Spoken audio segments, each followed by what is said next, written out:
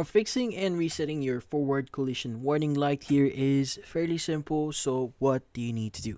So, there are a number of things that you could try doing here. So, the first thing that you may want to do is you may want to restart the car system. Now, turn off your car off completely, then open the driver's door for about 30 seconds, then close it. Now, restart the engine, drive for a few minutes if needed, and this often clears temporary glitches without touching anything else. Next thing that you want to do here is you want to check for any error codes. Now use an OBD2 scanner, so usually plug it in the near the driver's footwell here to read any stored fault codes. A Bluetooth scanner paired with your phone can tell you exactly what's wrong, so you're not just guessing. Also, you may want to clean your sensors. Now locate the radar or camera sensor. These might be behind the front emblem or on the bumper or at the top of the windshield. Now clean off dirt, dust, or even like stock insect that can block detection.